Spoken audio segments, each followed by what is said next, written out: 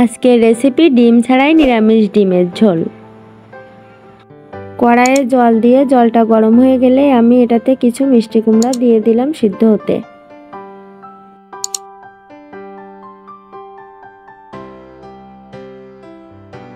এখন এটা নামিয়ে জল ঝরিয়ে ঠান্ডা করে একটা বাটিতে নিয়ে নিলাম।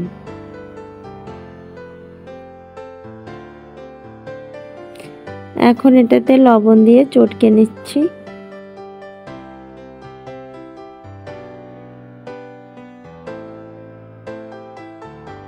এরপর 2 চামচ বেসন, 1 চামচ কর্নফ্লাওয়ার, হাফ চামচ হলুদের গুঁড়া, হাফ চামচ শুকনো মরিচের গুঁড়া আর 1 চামচ চালের গুঁড়া দিয়ে খুব সুন্দর করে মেখে নিচ্ছি।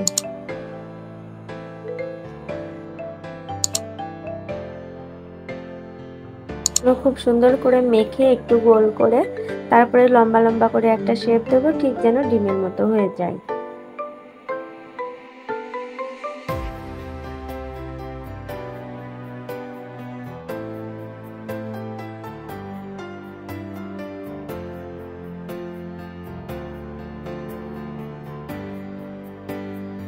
এই যে সব ডিম রেডি।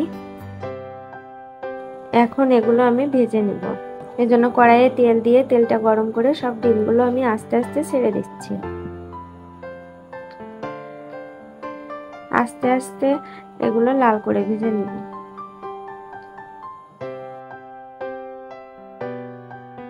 সব ডিমগুলোই ভাজে করে রাখা হয়ে গেছে, এখন এগুলো উঠিয়ে রাখছি।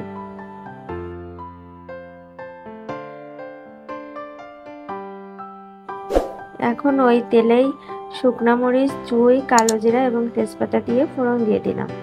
ফোড়নটা একটু ভেজে নিচ্ছি। এটা আমি নিরামিষভাবেই রান্না করব, কোনো পেঁয়াজ রসুন দিব না।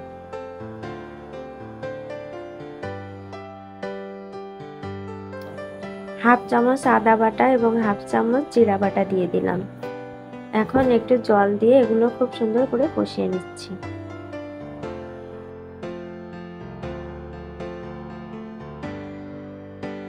এরপর হলুদ গুঁড়া, শুকনো মরিচের গুঁড়া এবং ধনের গুঁড়া দিয়ে আরো সুন্দর করে মশলাটাকে কষিয়ে নিচ্ছি। এর সময় অনবরত এটা নাড়তে হবে যাতে মশলাটা লেগে না যায়। এখন এটাতে আমি একটু নারকেল বাটা দিয়ে দিচ্ছি।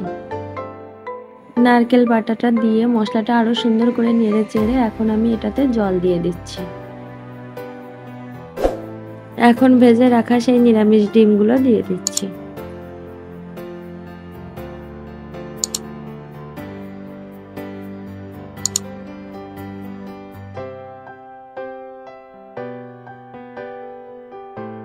ডিমের ঝোলের জন্য আমি পরিমাণ মতো লবণ দিয়ে দিচ্ছি।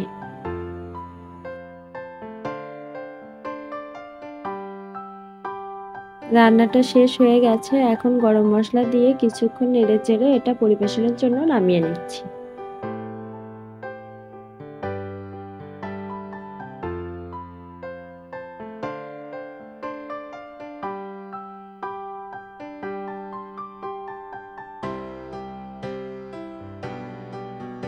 তৈরি হয়ে গেল ডিম ছাড়াই নিরামিষ ডিমের ঝোল।